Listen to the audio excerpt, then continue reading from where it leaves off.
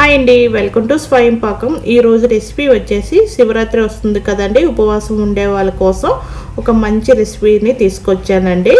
అదేనండి, టేస్టీగా హెల్తీగా ఉండే ఫ్రూట్ సలాడ్ రెసిపీని తీసుకొచ్చాను.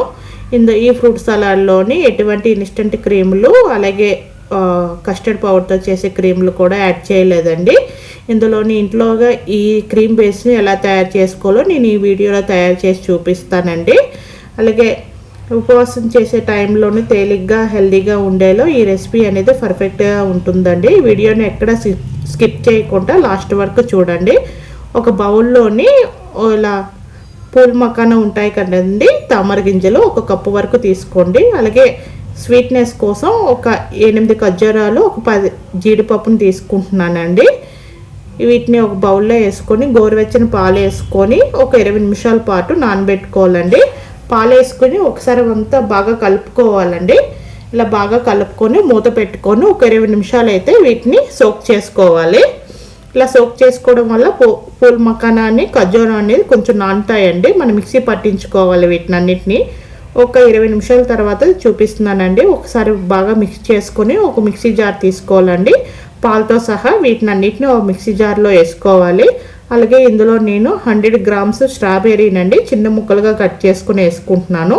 ఇప్పుడు వీటిని అన్నిటిని మిక్సీ పట్టించుకోవాలండి. మెత్తగా వెన్నలా ఉండాలి, అలా పట్టించుకోవాలి. ఇలా పట్టించుకున్నాం కదండి. ఇలా పట్టించుకున్న వాటిని ఒక బౌల్లో వేసుకోవాలి. ఈ ఫ్రూట్ సలాడ్లో నేను ఏమేమి ఫ్రూట్స్ వేసుకున్నామో ఇప్పుడు చూపిస్తానండి. ఇక్కడ నేను జామకాయ, ఒక యాపిల్ ముక్క సగం వేసి తీసుకున్నానండి. అలాగే పైనాపిల్ కొంచెం, పపాయ, స్ట్రాబెర్రీ, బనానా, దానిమ్మ గింజలు, 3 రకాల గ్రేప్స్ అండి. ఇవి బ్లాక్, గ్రీన్, రెడ్ అండి. అలాగే ఒక విషయం అండి, సలాడ్ ఫ్రూట్స్ అనేవి కొంచెం గట్టిగా ఉన్నవే తీసుకోండి. మరి బాగా పండిపోయినవి అలాగే పిండిగా అయిపోయినవి అయితే సలాడ్కి అన్నీ బాగోదండి. కొంచెం గట్టిగా ఉన్న ఫ్రూట్స్ అయితే తీసుకోవాలి. అప్పుడే ఫ్రూట్స్ సలాడ్ తినేటప్పుడు కూడా బాగుంటుంది. మనం కొన్ని గంటలు స్టోర్ చేసుకుంటాం కదండి, అవి పాడైపోకుండా కూడా ఉంటాయండి.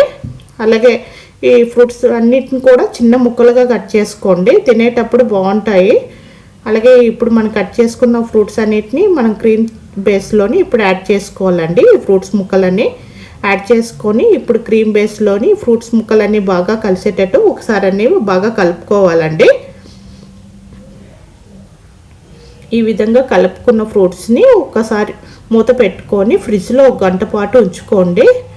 చల్లగా అవుతాయి, తినడానికి బాగుంటుంది. మనకి చల్లగా తినొచ్చు అనేది.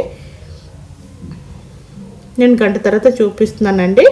గంట తర్వాత ఒక బౌల్లో సర్వ్ చేసుకోవడమేనండి. వీటిని చల్లగా పిల్లలు పెద్దలు కూడా బాగా ఇష్టపడతారండి.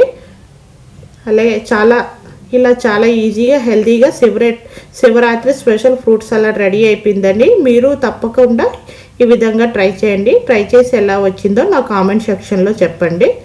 వీడియో నచ్చితే లైక్ చేసి మరిన్ని హెల్తీ రెసిపీస్ కోసం నా ఛానల్ సబ్స్క్రైబ్ చేసుకోవడం మర్చిపోవద్దండి. Thank you for watching and happy Shivaratri.